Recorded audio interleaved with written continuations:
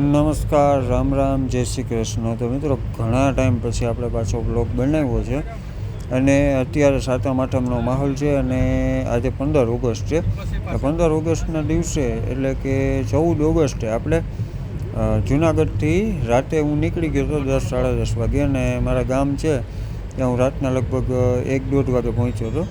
હવે અત્યારે અમે પ્લાનિંગ કર્યું છે જવાનું, જે બરડા ડુંગરની અંદર જે ફોરેસ્ટ છે એની અંદર કિલેશ્વર મહાદેવનું મંદિર આવેલું છે અને એમ કહેવામાં આવે છે કે જે કિલેશ્વર મહાદેવનું જે મંદિર છે ને એ મંદિર પાંડવોના વખતથી સ્થાપિત કરવામાં આવેલું છે અને મેં જોયું નથી કેવું છે શું છે. આપણે આગળ જઈએ જોઈએ તો આ કંઈક આ નજારો છે રસ્તાનો.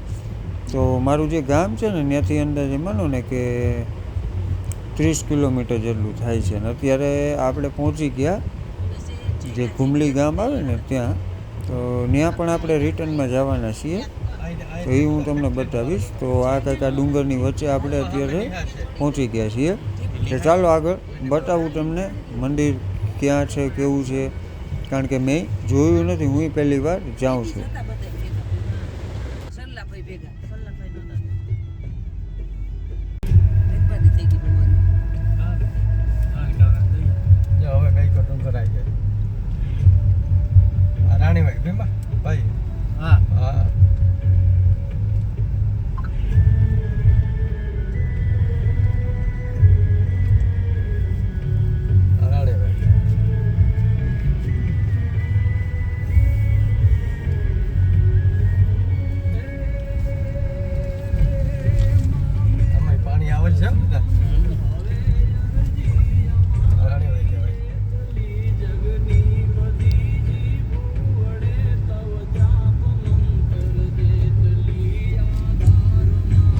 તો ભાઈ ફાઇનલી આપણે જે નજારો જોવાનું અને જે પ્રકૃતિને માણવાનો જે એક અહેસાસ હતો ને એ જોવા મળી ગયો. લોકો છે ને અહીંથી મુંબઈ સુધી ને લોનાવાલા ફરવા જતા હોય, પણ લોનાવાલા કરતાં પણ એક નંબર નજારો આ જગ્યા ઉપર આપણે છે ને જોવા મળે છે.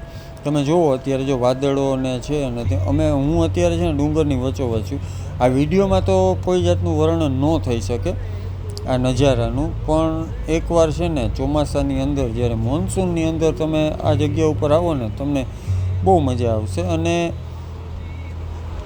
એમ કહે ને કે પ્રકૃતિ સોળે કળાએ ખીલી હોય ને એવો એક નંબર નજારો છે.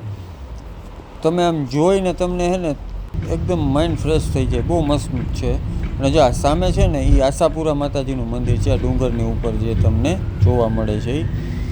તો એ મંદિર પણ બહુ મસ્ત છે. ત્યાં આપણે પછી ક્યારેક નેક્સ્ટ ટાઈમ જઈશું ને ત્યારે એ મંદિરની પણ આપણે મુલાકાત લેશું. અને આ જગ્યા જો અત્યારે રોડ ક્રોસ થાય ને એ જગ્યા જે આખું ખુલ્લું છે ને આ પટ બનાવેલો છે, ત્યાં આપણા ભૂપેન્દ્ર પટેલ આવ્યા હતા, લાયન ડે હતો ને ત્યારે. તો અત્યારે જો આ સિંગલ પટ્ટી જ રોડ છે, આની અંદર આપણે છે ને ધીમે ધીમે ગાડી હલાવી જઈએ છીએ અને સામેથી વાહન આવે ને તો આપણે ફૂલ આમ બીક લાગે, કારણ કે એક સાઈડમાં છે ને કાંટા ને એવું બધું છે ને એક સાઈડમાં રોડની કટ છે, તો નીચે ઉતરી જાય ને ગાડી તો તકલીફ કરાવે એમ છે. એટલે ધીમે ધીમે આપણે ગાડી ચલાવી જઈએ.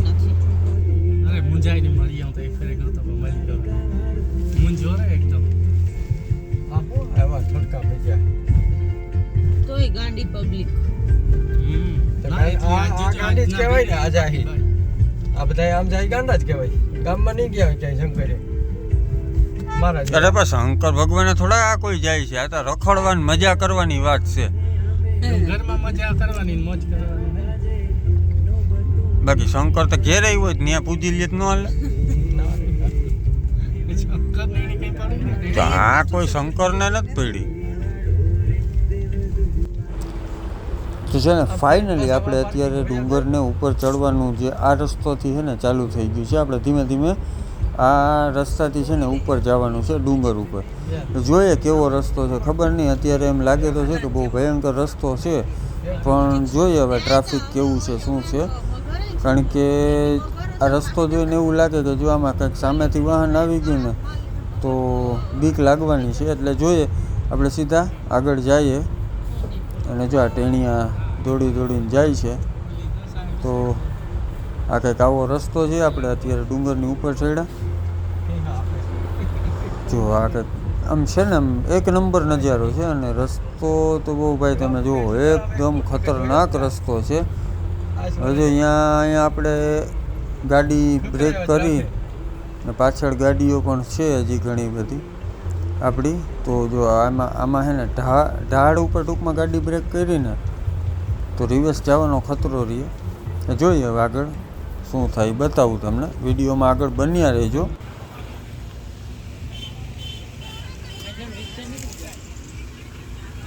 લાગતું નથી રિક્ષા નીકળે એવું લાગતું નથી. આપણે જો અત્યારે છે ને ઘુમલીવાળો જે ડુંગર છે ને ડુંગરમાં જંગલ સફારીની અંદર છીએ. અને અહીંયા કંઈક ટ્રાફિક જામ છે ને દડાણમાં જ આખી છે ને પૂરી થઈ ગઈ.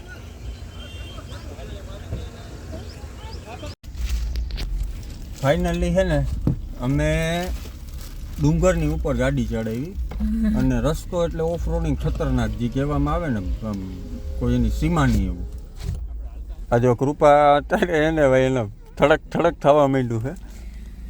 અને આમ 90 ડિગ્રી ઉપર ગાડી ચડાવી છે. અત્યારે એમ થાય કે ગાડી લઈને ને એમાંય જો ઇકો લઈને આવે હે. અને કૃપાના હાથ છે ને આખા ધ્રુજવા માંડ્યા એવી હાલત થઈ ગઈ છે. કારણ કે ટ્રાફિક જ બારોબાર એવું છે ને ભાઈ એની વાત તમે ટ્રાફિક છે. અને સિંગલ પટ્ટી રોડ છે. સિંગલ નહીં એનાથી માનમાં સિંગલ ગાડી ચાલી શકે એવડો રોડ છે. એમાં છે ને ડબલ લાઈન ચાલુ કરે. અને ડુંગરની વચ્ચોવચ આપણે ઉપર છીએ.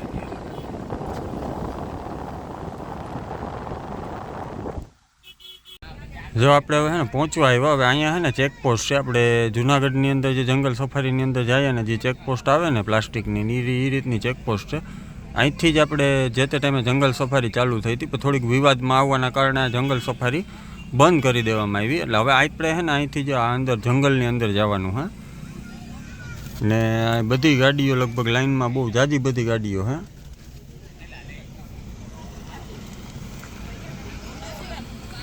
તો જઈએ આપણે હવે. હું આમાંથી પ્લાસ્ટિકમાં કઢાવે ને શું છે ને શું નહીં ખબર નહીં. હવે આપણે નાસ્તો નાન તેને બધું લઈને આવ્યા ભેગું. જોઈએ જે કઢાવે આપણી પાસે બીજી થેલીઓ પણ છે કઢાવશે તો નાખી દેવું.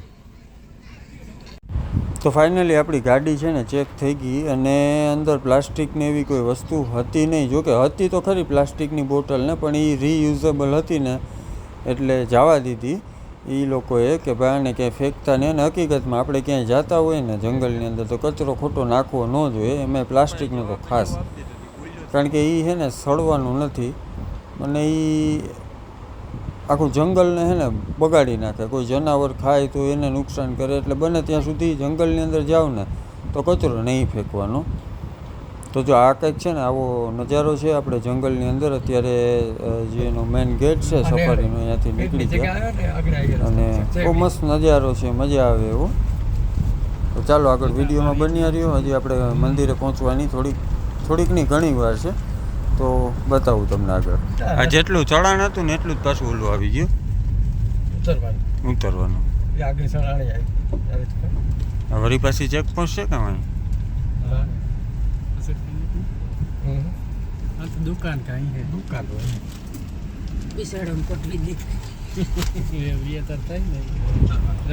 તો ભાઈ ગીર હોય કે બરડો હોય પણ જે માલધારી સમાજનું જે સેવાનું કાર્ય છે ને એ જંગલની વચ્ચોવચ્ચે કરે છે. તો જો અહીંયા છે ને મફતમાં ચા અને પાણી તમને ધરાર ગાડી રોકીને પાસે ચા પાણી પીને આપણે જો પાછા નીકળી ગયા. અને જેમ આગળ જાય ને એમ રસ્તો ખરાબ થતો જાય છે.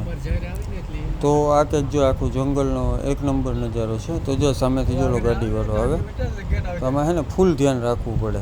એકને તો બ્રેક મારવી જ પડે. તો આપણે છે ને પહોંચી ગયા અત્યારે જે કિલેશ્વર મહાદેવનું મંદિર છે ને અહીંયા.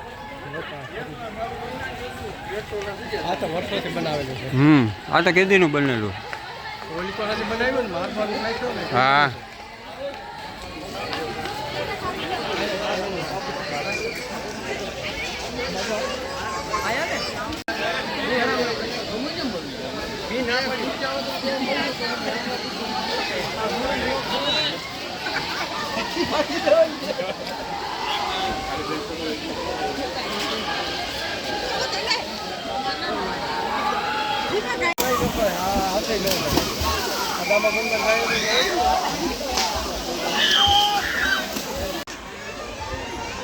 તો આ છે ભગવાન કિલેશ્વર મહાદેવનું મંદિર.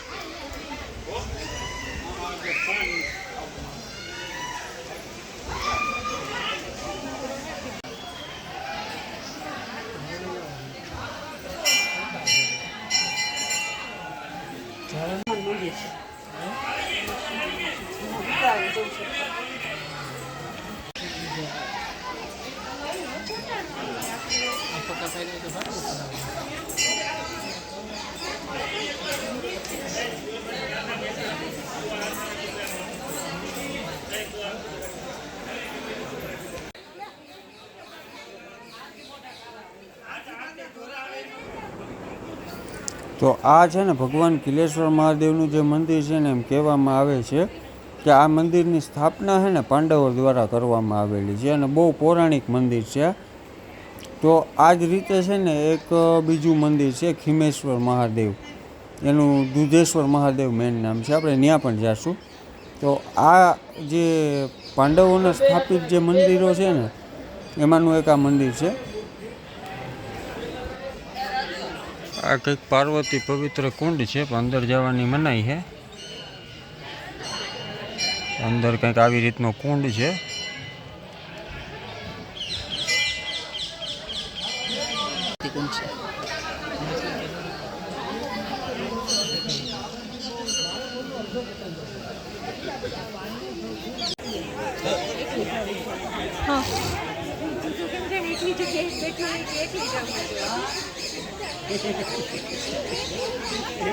મોઢું નથી દેખાતું, તારા વાળ નથી દેખાતું.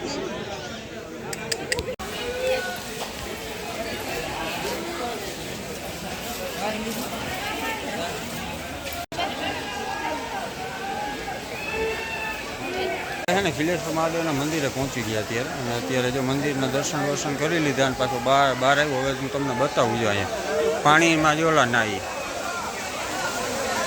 આખો બધા આ આખો છે ને ડેમમાંથી ઓલી બાજુથી પાણી આવે ને અહીંથી માં ધોધ પડે ને ધોધથી અહીં નાવા જાય બધે. જો ફૂલ મસ્તી મોજ મસ્તીમાં ઢીંગાણા પીમાણા કરે લુગડા હોતા પણ.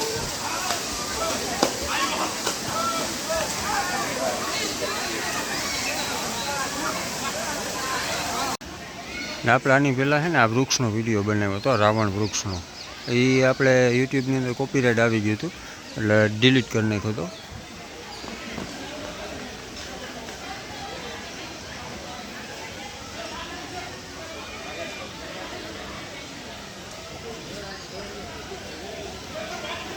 વનભોજન કરવા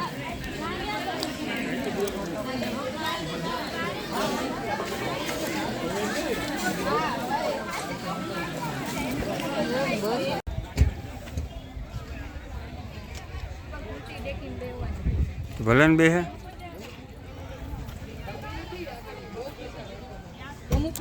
આપણે છે ને ગાડી કાઢતા હતા. જો અત્યારે અમે પાર્કિંગની અંદર જગ્યા જોવો તમે, હાવ બધોય ફૂલ છે, હાવ આમ જામ છે. ગાડી કાઢતા હતા તો આગળ છે ને જરી ગાડી અડી ગઈ. ગાજી બધી નથી પણ થોડી ઘણી ગાડી અડી ગઈ, લીટા બીટા પડી ગયા. પણ હવે ટ્રાફિકનો રસ્તો જેવો હતો કે એમાં પડે, જેમાં કોઈ જાતનું કંઈ કહેવાનું નથી. આ બધો સામાન બમાન ભરે છે. હવે આપણે ભાગી જવાનું હોય અહીંથી પાછું ગામડે જઈ નાહી ધોઈ ફ્રેશ થઈને પછી રાતે જવું છે મેળામાં. એ મેળાનો આપણે અલગથી બ્લોગ બનાવશું, એ આમાં નથી બનાવતા આપણે.